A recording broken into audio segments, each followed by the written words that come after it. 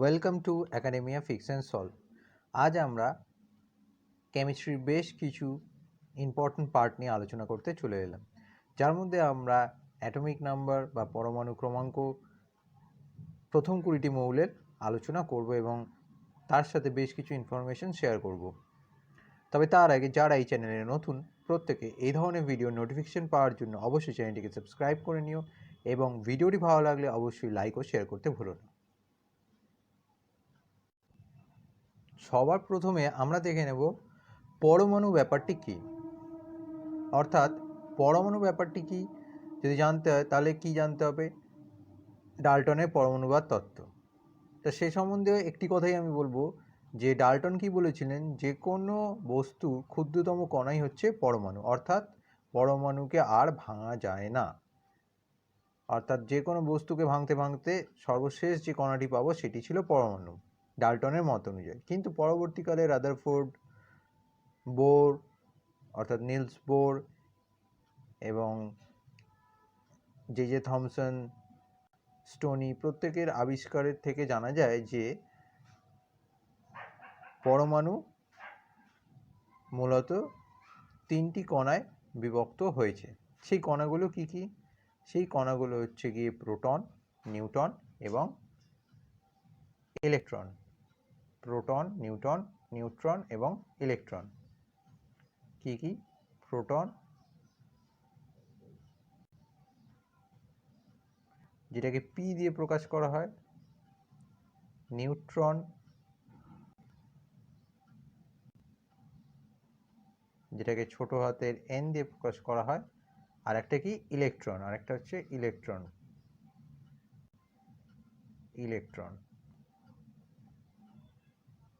যেটাকে ই দিয়ে প্রকাশ করা হয়। ক্লিয়ার হলো? প্রোটন, নিউট্রন আর ইলেকট্রন। অর্থাৎ আমরা তিনটাকে কি দিয়ে প্রকাশ করি? P for proton, N for neutron, E for electron. এর মধ্যে প্রোটন পজিটিভ তড়িৎগ্রস্ত, অর্থাৎ পজিটিভ চার্জ থাকে। নিউট্রন কোনো চার্জ থাকে না, নিস্তড়িৎ, জিরো চার্জ। আর ইলেকট্রন নেগেটিভ চার্জ থাকে। ক্লিয়ার হলো? তাহলে ফান্ডামেন্টাল কণা যদি বলা হয় মৌলের ক্ষেত্রে কি কি পাবো আমরা, বা প্রাথমিক বা মূল কণাগুলো কি কি? পরমাণু, প্রোটন, নিউট্রন এবং ইলেকট্রন। নেক্সট যে পার্ট নিয়ে আলোচনা করব, এই প্রোটন, নিউট্রন এবং ইলেকট্রনের মধ্যে প্রোটন কি? পজিটিভ চার্জযুক্ত, অর্থাৎ প্লাস, চার্জের পরিমাণ 1.602 ইন্টু 10⁻⁻19, সরি -19 হবে, এটা 1 হবে,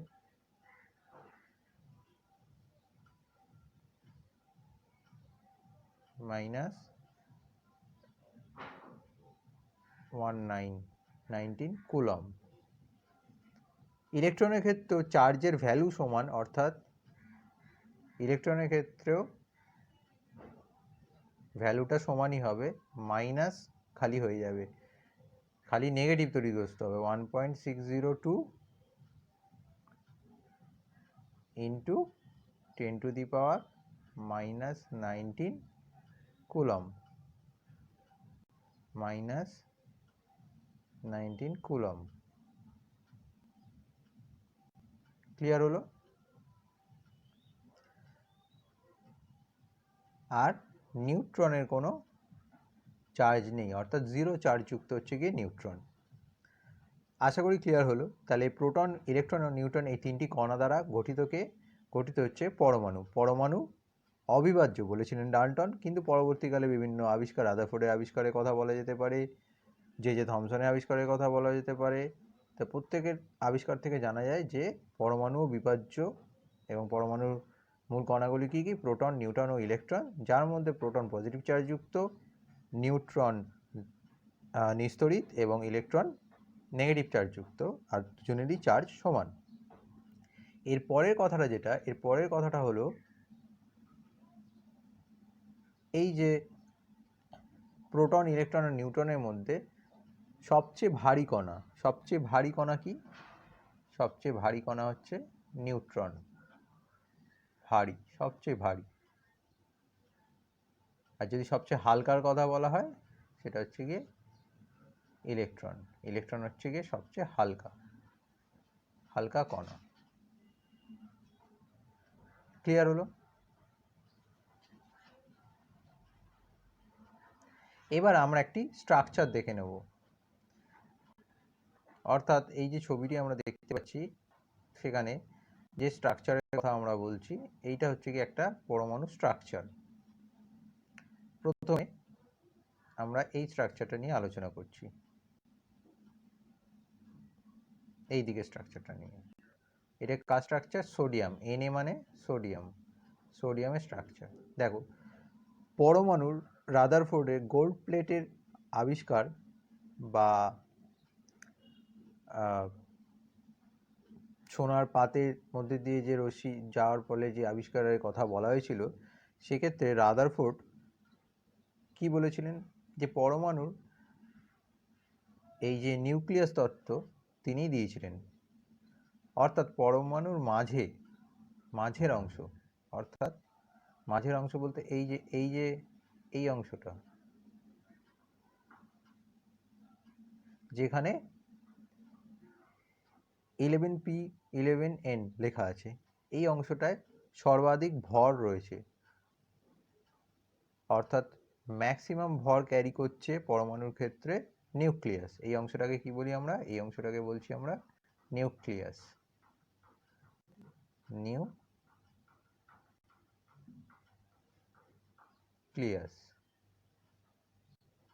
ক্লিয়ার?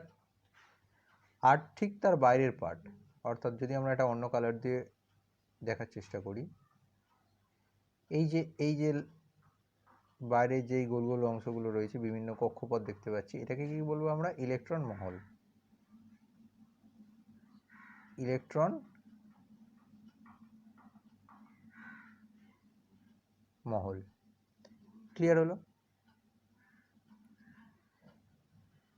তাহলে এই ক্ষেত্রে আমরা দেখতে পাচ্ছি একটি সোডিয়ামের ক্ষেত্রে ইলেকট্রন বিন্যাস দিয়ে দেখানো আছে, আরেকটি কি দেখানো আছে? আরেকটি দেখানো হচ্ছে এক্ষেত্রে ক্লোরিনের কথা। এইটা ক্লোরিন, এখানটা সোডিয়াম। যার মধ্যে প্রথম কক্ষটা দেখো এখানে কে দেখানো আছে। প্রথম কক্ষটাকে কে বলবো? তার ঠিক বাইরের কক্ষটাকে এল বলবো, তার ঠিক বাইরের কক্ষটাকে এম বলবো। অর্থাৎ ভিতর থেকে বাইরের দিকে কক্ষপথগুলো বেরিয়ে আসছে। কে কক্ষে দেখো ইলেকট্রন সংখ্যা কিন্তু দুটো, এখানে একটা, যদি আমরা কালারটা চেঞ্জ করে নিই, এখানে একটা, এখানে একটা, দুটো। এবারে এখানেও কিন্তু কে কক্ষে ইলেকট্রন সংখ্যা দুটো। তার মানে কে কক্ষে দুটোর বেশি ইলেকট্রন থাকতে পারে না। ক্লিয়ার হলো? কে কক্ষে ইলেকট্রন সংখ্যা দুটো।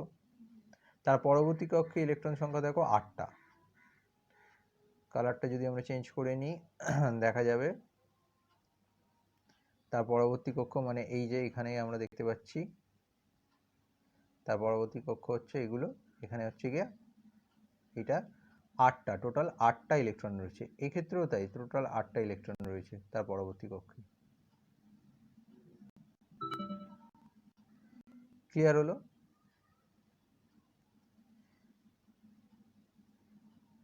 এবং সোডিয়ামের ক্ষেত্রে সর্ববহিস্থ কক্ষ, অর্থাৎ এম কক্ষই সর্ববহিস্থ কক্ষ, সেখানে কটা দেখতে পাচ্ছি আমরা? সেখানে কিন্তু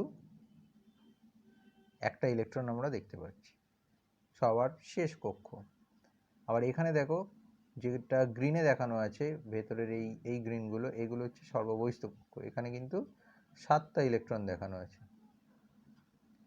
তাহলে ইলেকট্রন বিন্যাস যদি দেখি, যতগুলো প্রোটন থাকবে নিস্তড়িত পরমাণু সাধারণত নিস্তড়িত হয়, তাই জন্যে পরমাণুতে যতগুলো প্রোটন থাকে ঠিক ততগুলোই নিউট্রন থাকে। তার মানে প্রোটন সংখ্যা কত?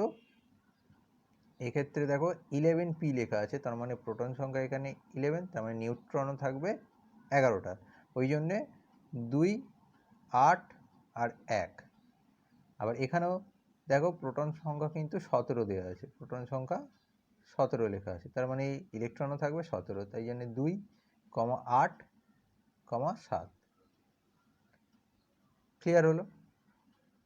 তাহলে এই গেল একটি পরমাণুর নিউক্লিয়াস আমরা দেখলাম। নিউক্লিয়াসে কি থাকছে? সবসময় প্রোটন এবং নিউট্রন থাকছে। ক্লিয়ার হলো? এবং তার বাইরের কক্ষপথগুলোতে নিউক্লিয়াসকে কেন্দ্র করে আবর্তন করছে কে? ইলেকট্রন।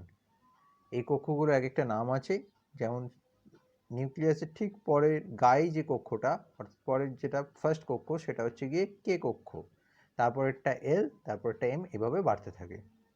ক্লিয়ার হলো? নিস্তড়িত পরমাণুতে যাই প্রোটন সংখ্যা তাহাই ইলেকট্রন সংখ্যা, অর্থাৎ যতগুলি প্রোটন থাকবে ততগুলি ইলেকট্রন থাকবে। ক্লিয়ার হলো?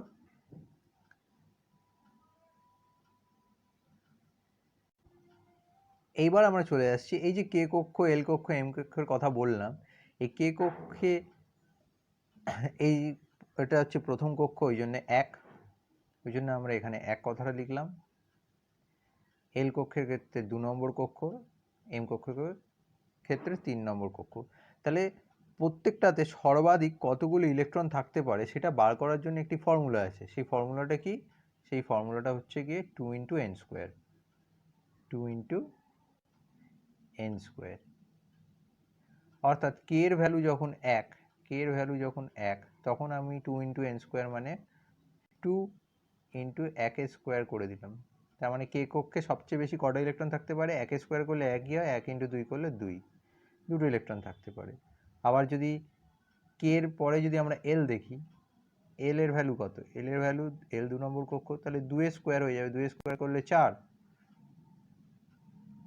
4 × 2 মানে 8টা। এই জন্য আমরা বলছিলাম যে 8টা ইলেকট্রন, দুটো ইলেকট্রন এভাবে থাকতে পারে। মানে সবচেয়ে বেশি দুটো ইলেকট্রন কে কক্ষে, সবচেয়ে বেশি 8টা ইলেকট্রন এল কক্ষে থাকতে পারে। এম কক্ষে 3 স্কোয়ার করলে 9, 9 দুগুণে 18, যেটা আমরা এইখানটা বুঝিয়েছি। এই জায়গাটা ক্লিয়ার করা হয়েছে, দেখো এইখানটা ক্লিয়ার করা হয়েছে। কে কক্ষের জন্য 1, 2, এল এর জন্য 2, 8টা, এবং এম এর জন্য 18। এক্ষেত্রে আমরা একটি স্ট্রাকচার দিয়েও বোঝার চেষ্টা করেছি। যেমন ধরো এক্ষেত্রে দেখা যাচ্ছে এই ঘটনাটি। আরেকটি স্ট্রাকচার দিয়েও বোঝানো হয়েছে,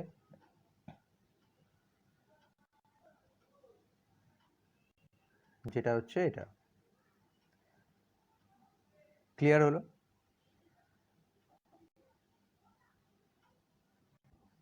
এরপর চলে আসছি আমরা প্রথম 20টা মৌলের অ্যাটমিক নাম্বার বা পরমাণু ক্রমাঙ্ক নিয়ে। এই পরমাণু ক্রমাঙ্কই হচ্ছে যে কোনো মৌলের প্রোটন সংখ্যা, অর্থাৎ প্রোটন নাম্বার যদি জিজ্ঞেস করে, প্রোটন সংখ্যা জিজ্ঞেস করে, সেটাই হচ্ছে গিয়ে অ্যাটমিক নাম্বার বা পরমাণু ক্রমাঙ্ক। প্রথমে আমরা দেখতে পাচ্ছি, প্রথমে কি দেখতে পাচ্ছি? হাইড্রোজেন। দেখো হাইড্রোজেনের ক্ষেত্রে কি? হাইড্রোজেনের ক্ষেত্রে 1, হিলিয়ামের ক্ষেত্রে কি? 2, লিথিয়ামের ক্ষেত্রে 3, বেরিলিয়াম বিই হচ্ছে বেরিলিয়াম, বেরিলিয়ামের ক্ষেত্রে 4, বি অর্থাৎ বোরন, বোরনের ক্ষেত্রে 5, এবং কার্বনের ক্ষেত্রে 6। এইভাবে প্রথম 20টি মৌলের অ্যাটমিক নাম্বার বা পরমাণু ক্রমাঙ্ক আমরা দেখে নেব। তাহলে হাইড্রোজেনের ক্ষেত্রে 1, হিলিয়ামের ক্ষেত্রে 2, লিথিয়াম এলআই হচ্ছে লিথিয়াম, লিথিয়ামের ক্ষেত্রে 3। আর লিথিয়াম হচ্ছে সবচেয়ে হালকা ধাতু। এ প্রসঙ্গে উল্লেখ্য, সবচেয়ে ভারী ধাতুর কথা যদি বলা হয়, সবচেয়ে ভারী ধাতু কি? সবচেয়ে ভারী ধাতু হলো অসমিয়াম, OS। সবচেয়ে ভারী ধাতু হচ্ছে অসমিয়াম, OS। নেক্সট দেখে নেব আমরা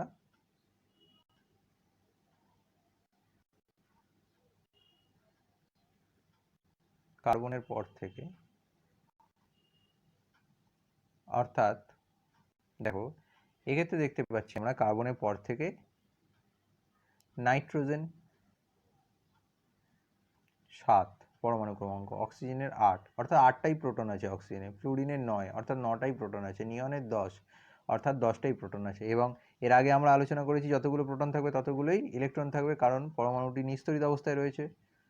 সোডিয়াম 11, ম্যাগনেসিয়াম 12, Mg হচ্ছে ম্যাগনেসিয়াম, Na হচ্ছে সোডিয়াম। আর সোডিয়াম হচ্ছে এমন একটা ধাতু যাকে ছুরি দিয়ে কাটা যায়। ক্লিয়ার হলো? F হচ্ছে ফ্লুরিন, ফ্লুরিনের তড়িৎ ঋণাত্মকতা সবচেয়ে বেশি। পর্যায় সারণীতে থাকা মৌলগুলির মধ্যে অর্থাৎ আবিষ্কৃত মৌলগুলির মধ্যে ফ্লুরিনের তড়িৎ ঋণাত্মকতা সবচেয়ে বেশি। আর যদি এরকমই একটা কোয়েশ্চেন আসে যে তড়িৎ ধনাত্মকতা ইলেকট্রোপজিটিভিটি কার বেশি, সেক্ষেত্রে হয়ে যাবে সিজিয়াম, CS। তাহলে আমাদের এখান থেকে কি মনে রাখতে হবে যে পরমাণুগুলোর প্রোটন সংখ্যা কত বা অ্যাটমিক নাম্বার কত বা পরমাণু ক্রমাঙ্ক কত। আর যতগুলোই প্রোটন থাকে ঠিক ততগুলোই ততগুলোই ইলেকট্রন থাকে। যদি ইলেকট্রন সংখ্যাও বলে তাহলে একই হবে। জিজ্ঞাসা করা হয় ইলেকট্রন সংখ্যা কত ফ্লুরিনের, তাহলেও নয়। যদি প্রোটন সংখ্যা জিজ্ঞাসা করা হয় তাহলেও নয়। ক্লিয়ার হলো? নেক্সট দেখে নেব আমরা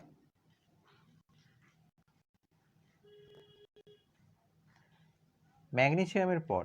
দেখো ম্যাগনেসিয়ামের পর থেকে অ্যালুমিনিয়াম, Al হচ্ছে অ্যালুমিনিয়াম 13 প্রোটন সংখ্যা, silicon 14, phosphorus 15, sulphur 16, chlorine 17, argon 18। Clear? Next দুটো আমরা দেখতে পাচ্ছি কে দিয়ে কি হয়, পটাশিয়াম, পটাশিয়াম 19 আর Ca হচ্ছে ক্যালসিয়াম, ক্যালসিয়ামের ক্ষেত্রে 20। এগুলো হচ্ছে প্রোটন নম্বর। আর যাহাই প্রোটন নম্বর তাহাই কি ইলেকট্রন নম্বর। আর প্রোটন আর নিউট্রন নাম্বার দুটো নিয়ে কি হয়, যতগুলো প্রোটন থাকছে ততগুলো নিউট্রন থাকে। একমাত্র এক্সেপশনাল বা ব্যতিক্রম হচ্ছে গিয়ে সাধারণ হাইড্রোজেন। সাধারণ হাইড্রোজেন হচ্ছে এমন একটা মৌল যার কোনো নিউট্রন নেই। বাকিদের মোটামুটি যতগুলি প্রোটন থাকবে ততগুলি নিউট্রন থাকবে। এরপর একটি জিনিস আমরা আলোচনা করে নিই, ভর সংখ্যা কাকে বলে। ভর সংখ্যা ব্যাপারটি কি? ভর সংখ্যা সমান সমান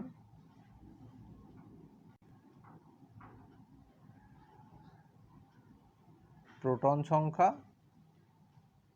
প্লাস নিউট্রন সংখ্যা। যদি আমরা অক্সিজেনের কথা বলি, অক্সিজেনের ভর সংখ্যা কত? অক্সিজেনের প্রোটন সংখ্যা আমরা জানি 8, তার মানে যতগুলো প্রোটন ততগুলোই নিউট্রন, তার মানে 16। ভর সংখ্যা কত হবে? 16। আর যদি ইলেকট্রন সংখ্যা জিজ্ঞেস করে অক্সিজেনের, এটা কার বার করলাম? এটা অক্সিজেনের বার করলাম, O2। যদি ইলেকট্রন সংখ্যা বলে অক্সিজেনের তাহলে কিন্তু 8, কারণ যতগুলো প্রোটন ততগুলোই ইলেকট্রন। ক্লিয়ার হলো? আমরা ইলেকট্রন বিন্যাস লিখতে বললে কি করব? 2 × n² করে করতে থাকবো। যেমন একটা উদাহরণ আমরা দেখে নিই। যদি ধরো সিলিকনের কথা বলি, এইটার কথা বলি, সিলিকনের 14টা হচ্ছে গিয়ে প্রোটন রয়েছে। সিলিকনের যদি 14টা প্রোটন থাকে তার মানে ইলেকট্রন কটা হবে? যতগুলো প্রোটন ততগুলো ইলেকট্রন, 14টা। তাহলে কি করে জানবো আমরা কতগুলো, তার ইলেকট্রন কনফিগারেশন বা ইলেকট্রন বিন্যাস কিরকম হবে? প্রথম কক্ষে 2টো থাকতে পারে, 2 লিখে দিলাম। তারপরের কক্ষে 8টা থাকতে পারে, 8 লিখে দিলাম। 8 আর 2 10, তাহলে বাকি রয়েছে কত? 4টে আরো। তাহলে 2, 8, 4, এটা হচ্ছে গিয়ে সিলিকনের ইলেকট্রন বিন্যাস। এরমভাবে আমরা ইলেকট্রন বিন্যাস বার করতে পারি। এবার প্রথম কক্ষে 2টো কেন সেটা বলে দিয়েছি, কারণ প্রথম কক্ষটাকে কে কক্ষ বলা হচ্ছে, কে এর মান প্রথম, ওই জন্য 1। সেটা আমরা 2 × n² দিয়ে বার করেছিলাম। 2 × n² মানে হচ্ছে গিয়ে n এর ভ্যালু হয়ে যাচ্ছে 1, 1² করলে 1ই হয়, 1 × 2 করলে 2। ওই জন্য প্রথম কক্ষে 2টো। এরমভাবেই দ্বিতীয় কক্ষে 8টা, আর বাকি যে কটা পড়ে রয়েছে সে কটাই থাকবে। ক্লিয়ার হলো? এইভাবে আমরা ইলেকট্রন বিন্যাস সব কটা বের করতে পারি। এরপর চলে আসছি আমরা, এই যে আমরা লিখে রেখেছি এখানে ভ্যালেন্সি। ভ্যালেন্সির বাংলাটি কি? ভ্যালেন্সিকে বাংলায় কি বলা হচ্ছে? যোজ্যতা।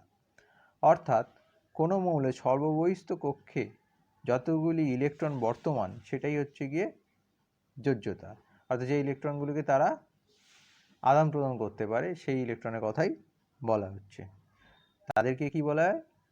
যোজ্যতা ইলেকট্রনও বলা হয়ে থাকে, যে ইলেকট্রনগুলি আমরা আদান প্রদান করতে পারি এবং আদান প্রদান করার মাধ্যমেই এই মৌলগুলোর দ্বারা যৌগ গঠিত হয়ে থাকে।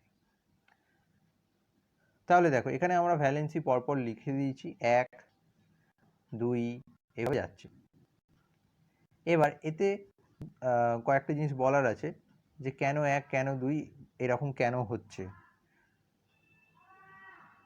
তাহলে সেটা একটু দেখে নেওয়া যাক। দেখো এই যে স্ট্রাকচারটা আমরা দেখতে পাচ্ছি, অর্থাৎ এই স্ট্রাকচারেতে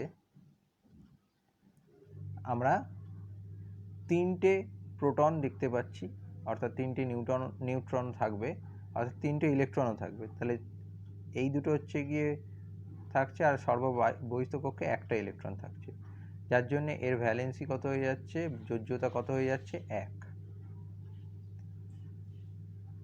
এই ক্ষেত্রে 4 অবধি আমরা দেখি, মানে ভ্যালেন্সি 4 অবধি এখানে আমরা কাউন্ট করে থাকি। মানে 1-এর পর এখানে যদি 4 অবধি সর্ববহিস্থ কক্ষে 4 অবধি হয়, তার মানে সেটাকে আমরা কাউন্ট করে থাকি 1 2 3 4 করে ভ্যালেন্সি হয়। যেমন যদি আমরা কার্বনকে নিয়ে আলোচনা করি, ধরো একটি ফ্রেশ জায়গায় করে দেখাই।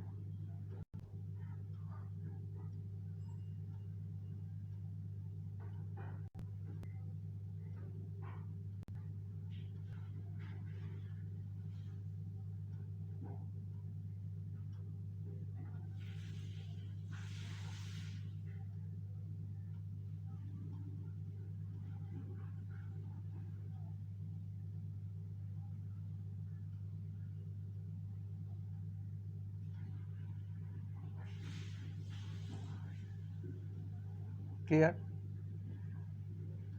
এক্ষেত্রে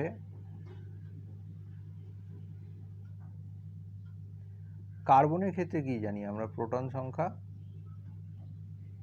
6, তার মানে নিউট্রন সংখ্যাও 6 হবে। প্রোটন আর নিউট্রন 6 হলো, তার মানে বাইরের কক্ষে ইলেকট্রনও 6টা থাকবে। ইলেকট্রন এখানে একটা, এখানে একটা, দুটো, আর এখানে একটা, এখানে একটা, এখানে একটা, এখানে একটা।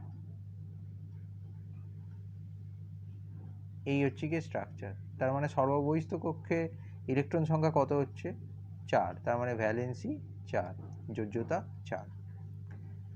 এই 4 অবধি ঠিক আছে।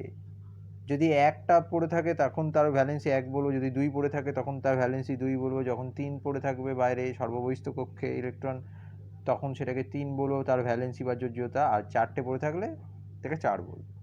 যখনই এটা 4-এর বেশি হয়ে যাবে, অর্থাৎ 5 6 7 এরকম হবে, তখন কি করব? তাহলে আরেকটা স্ট্রাকচার দেখানো যাক।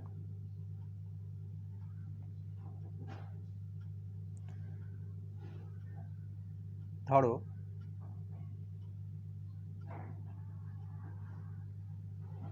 ইলেকট্রন বিন্যাস একটা বানানো যাক।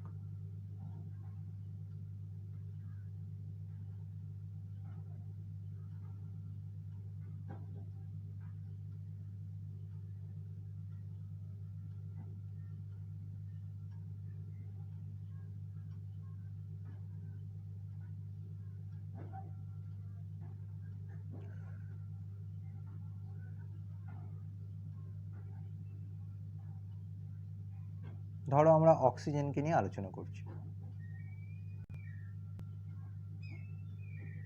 তাহলে অক্সিজেনের ক্ষেত্রে প্রোটন কত,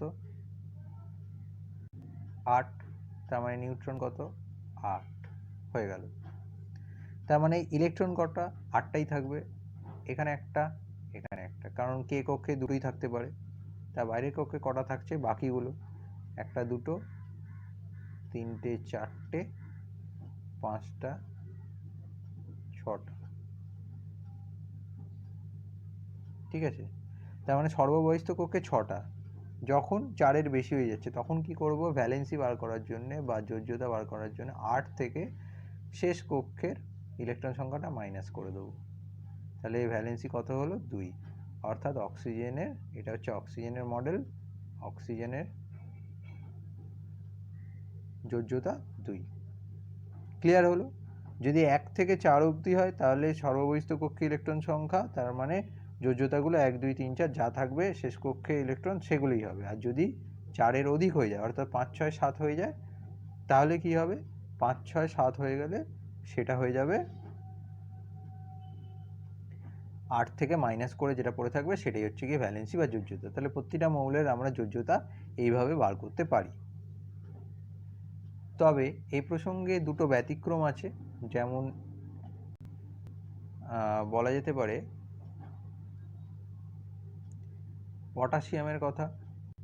পটাশিয়ামের ক্ষেত্রে ইলেকট্রন বিন্যাস হচ্ছে 2, 8, 8, 1। সর্ববহিস্থ কক্ষে কিন্তু এখানে 18টা ধরে, কিন্তু 18টা না ধরে, এটা কিন্তু ব্যতিক্রম।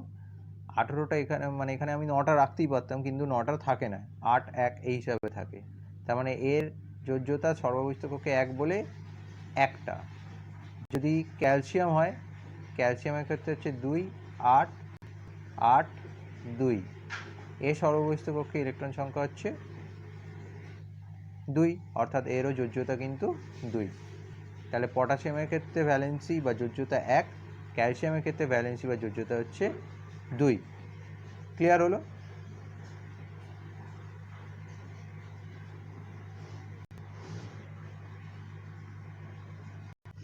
এরপরে দেখো, আমরা এই যে হাইলাইট করা হয়েছে এইচই কে হাইলাইট করা রয়েছে, এইটা এরকম আরো দুটো মৌলকে হাইলাইট করা রয়েছে, যেমন Ne। আবার আরেকটি মৌল রয়েছে যেমন আর্গন, Ar। এটি কিন্তু Ar লেখা আছে, Ar, ঠিক আছে? এই তিনটে মৌলকে নোবেল গ্যাস বা নিষ্ক্রিয় গ্যাস বলা হয়। এরা অন্য কোনো মৌলের সঙ্গে বিক্রিয়া করে না। এই নোবেল গ্যাসগুলোর যোজ্যতা সবসময় 0 হয়। দেখো পাশে আলাদা করে লেখা আছে, নোবেল গ্যাসের যোজ্যতা সবসময় এটা হচ্ছে 0। ক্লিয়ার? আর নোবেল গ্যাসের সর্ববহিস্থ কক্ষে ইলেকট্রন সংখ্যা কত যদি এটি বলা হয়, নোবেল গ্যাসের সর্ববহিস্থ কক্ষে বা নিষ্ক্রিয় গ্যাসের সর্ববহিস্থ কক্ষে ইলেকট্রন সংখ্যা সবসময় 8 হয়। একটাই ব্যতিক্রম হচ্ছে হিলিয়াম। এর সর্ববহিস্থ কক্ষে ইলেকট্রন সংখ্যা 2। ক্লিয়ার হলো? তাহলে এই গেল আজকে আমাদের আলোচনার বিষয়বস্তু। ভিডিওটি ভালো লাগলে লাইক ও শেয়ার করতে ভুলো না। Thanks for watching.